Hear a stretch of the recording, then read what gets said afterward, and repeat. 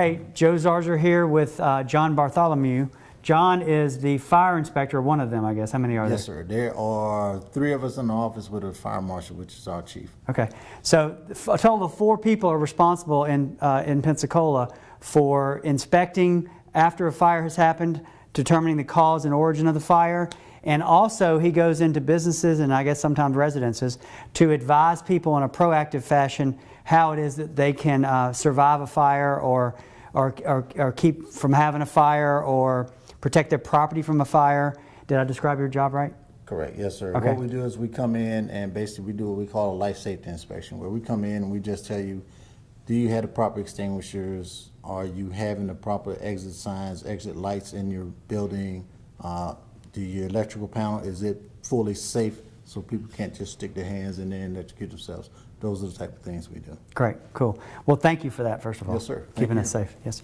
And today he's here, though, because in the news, we're going to have to put a link to the news story down below this, but in the news recently there was a story about a car seat that had a child in it that was involved in a car crash, and the whole seat itself actually launched out of the car with the baby or the child that was still attached to the seat. And so the moral of that story, I don't know what happened to that child. Hopefully it survived, but I'm not sure. I think thankfully it did. But in any event, what we're here to talk about, what John's going to talk to us about, is the proper way, I think he's going to say, to anchor these seats to a car seat to make sure that your car seat not only is protecting your child, i.e. they're belted in the seat, but the seat is belted or connected to the car well enough to where it could survive a crash. Okay, is that right? Correct. Okay. So what do we have here? Is the seat? What we have here is a simulated car seat. Okay. And I bought along a couple of chairs. All right. You have your regular car seat and you have a booster seat. All right.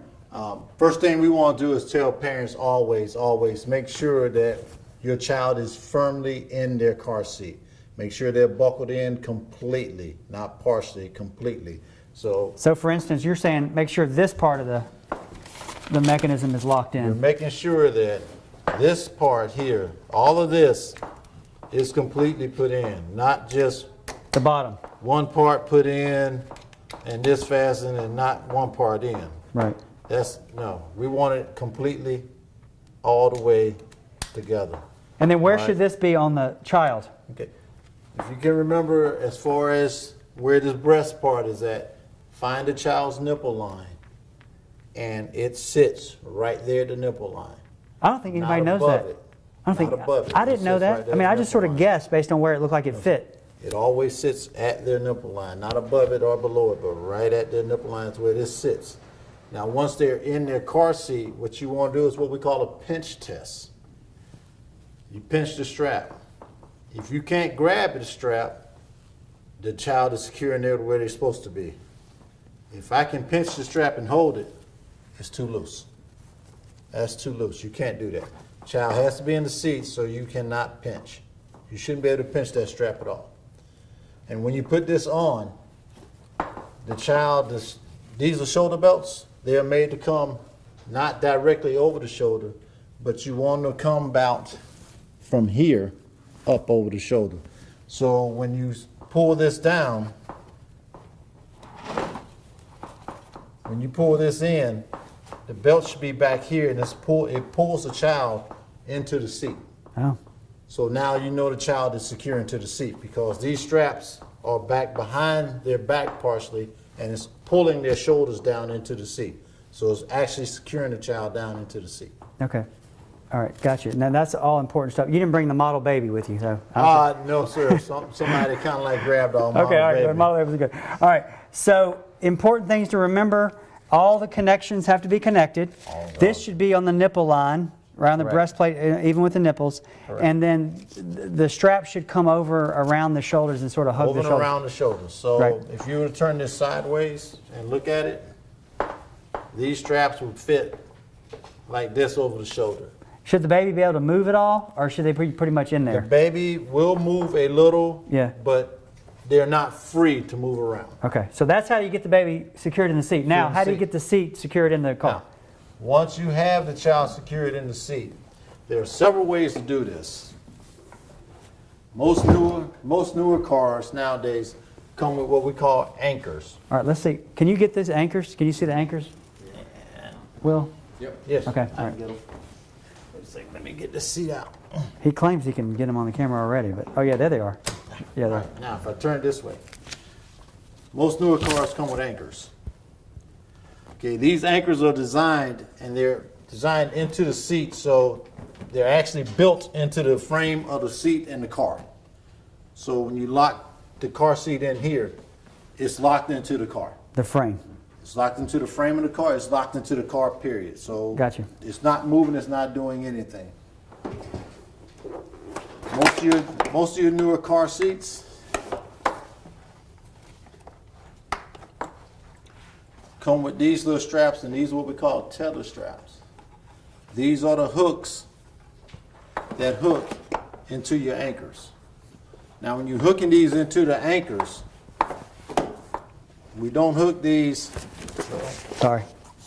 We don't hook these upside down like this. Why is that? Well, if you hook them upside down like this, they can actually unhook themselves and pop out. Oh, I didn't know that. They are made to hook this way, so it's hooked in. It's not. It doesn't Oh. have that chance Okay, that to makes sense. Yeah. come out. Gotcha. 'Cause it may pull itself around. I got you. And push that and pop right out. Yeah, I never thought of that. That's true. So like this, it doesn't have that. All right, so let's make sure they see it on the camera. It should be So- like this when you have it It hooked should in. hook in like this when you hook your anchors in, Not like this. not this way. Got it.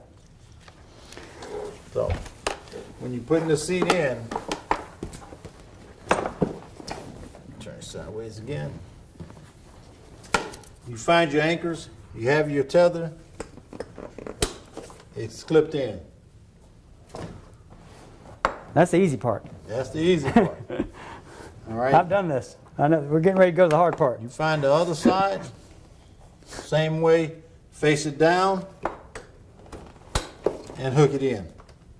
Got it. Now, once that seat is hooked in, without your child in the seat, what you want to do is put as much weight and bear weight on the seat itself. I used to put my knee in there. Yes, sir. Yeah. Your knee is excellent Yeah, to put thank you. in there.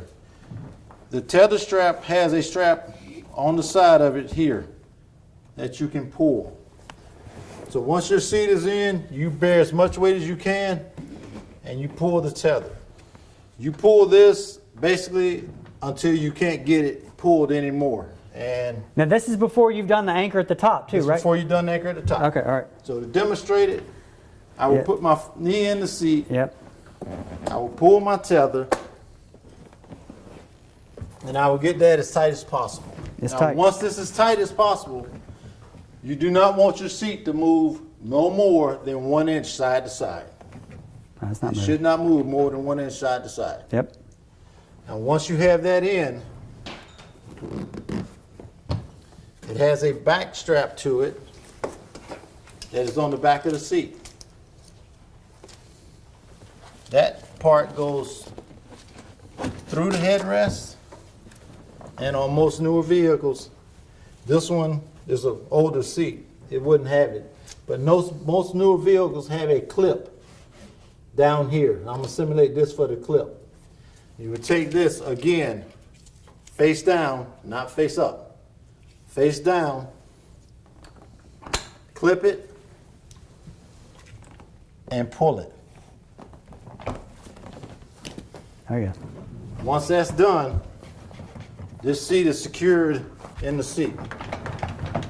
If I move it, anything, it's going to pull the seat. All right. What about the headrest? A lot of people have headrests that get in the way. Is it better to move the headrest up and away or to leave it? Pick the headrest up, run it through the headrest, put the headrest down when Okay. you got it hooked Okay. up. Okay.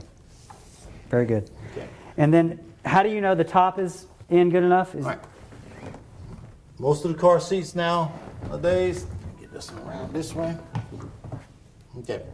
Most car seats nowadays, they come with a level on it. Whereas this here is my level here, right here. Tells me if it's level or not.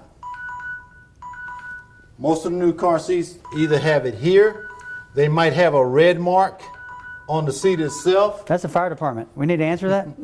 Are you sure? Yes, sir. Okay, all right. They'll have a red mark on here. They'll have a some type of mark here, or it'll be a mark somewhere up here. And it tells you when the seat is level. Oh. Now, if the seat isn't level, they make what we call noodles. They're a little round sponge tubing, like a float. And those tubings you will put underneath the seat in the back or underneath the seat in the front, whatever it takes to get that seat level. Gotcha. And those what you use to make sure that your seat is all level once it's in. Gotcha. I bet you see all kinds of people not doing a lot of this stuff, huh? We see them. Unfortunately, at the back. We see them with the wrong size seat. Right. We see them with the wrong type of seat. There are several different seats Right. that go with the child as the child grows. There's several different stages. There's several different seats. Rear facing, you want the child to stay in a rear facing seat as long as possible. As long as possible, you want them in a rear facing seat. So if the child is in a rear facing seat and their feet are just barely touching the seat, they're good. The only time we're worried about it is when they're truly Cramped. and pushing and bunching themselves up. That's when we're worried about it. Even right now, if the child just has to fold their legs just a little bit, they're still Safer. good and safe facing rear, Yep. not facing forward. If it faces rear as long as possible, that's the best way Okay. to face them, That's good to know.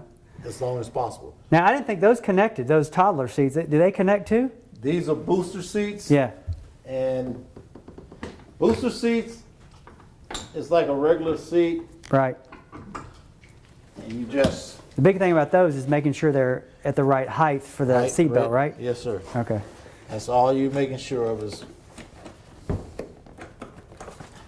right height. And a little extra time doing this right saves a lot of potential injury and heartache later, right? Yes, sir. Yeah. And you never know what's going to happen. I mean, there's all kinds of people on the roads these days. Nobody's paying attention. They're all texting and on their phones, and the chances of you having a wreck are pretty significant these days, unfortunately. So with my booster seat, same process. Same process with a booster seat. Some of they have marks on them that'll tell you whether they're level or not. Again, if you have to put a little noodle in, put a little noodle in to get it level. Booster seats are designed for the child to sit in the seat and either do the shoulder lap, or if you don't have the shoulder, just a regular lap belt goes across. Is what the booster seat is designed for. So everybody has this, and I'd say probably 5% of the people know what to do with this thing, right? You're right. Okay, so let's talk about that, because this is an important piece. They really don't know what to do with this thing. And this goes back to that discussion you had about you want the seat to the belt to wrap around the shoulder, right? You want it to wrap around the shoulder, okay? This locks in on that seat belt. So what this does is you bring this around, plug that in, and there's a child sitting in the seat. Child sits in the seat. And this part here locks the belt. When it goes in there, what that does is it pulls the shoulder strap down. Pulls the shoulder strap down, So- and it actually locks the seat belt in. And you're really not the safest you can be until that's in there, right? This is in. Yep. Yes, sir. And the shoulder harness is supposed to go where? On the body of the child. Where's it supposed to hit? Not on the neck. No, sir. Not on the neck. Yep. There we go. Now, once this is in, this is designed to lock so that this is sturdy now. Right. So they're in. This isn't moving at all. Right. This is what it's designed for. This is designed to come across the shoulder and across the chest, not across their neck and down, but across the shoulder here and across their chest area. It's how that is supposed to fit. Great. That's the proper fit for that. Very good. But now when you get a seat, the very first thing you want to do is please read instructions. Yep. Read instructions. Know what seat you have. And then make sure that the seat is proper for your child. If it's not the proper seat, then you need to get the proper seat. That's right. If you have any questions, by all means, come to the fire department. You can give us a call, 436-5200. and we will help you get your seats put in. We'll put that phone number down there too. Yes, sir. Right. Also, again, as I was talking to one of your young ladies before we started this, most doors have child lock doors on them. Right.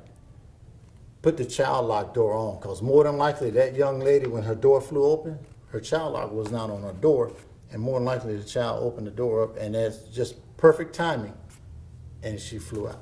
Oh my gosh. So please check that, and also when you strap your child in, make sure they're strapped in. Make sure that your seat belt that's locked is not sitting right there so the child can play with it. Yeah. Because more than likely a child playing around is going to hit that, and you'll never know it. Right. You'll never know that they've popped that seatbelt off while you're driving. Right. That's good advice. Yes, sir. All right. So thank you for being here. Yes, sir. Appreciate it. Thanks for what you Thank do you. for our community. Yes, sir. Appreciate it very Oh, much. anytime, anytime. And if y'all have any questions, you can contact the firm or contact the Pensacola Fire Department. 434-5600? 436. 436-5600? 5600. Okay. Of course, you can get us on the web at zarzaurlaw.com, 855-HIRE-JOE. If you have any questions, we can get those questions to John too, either way. But we appreciate you coming down. Yes, sir. Did you want to say something else? I want to correct that. It's 436-5200. I'm sorry. I'm giving you a number to a station.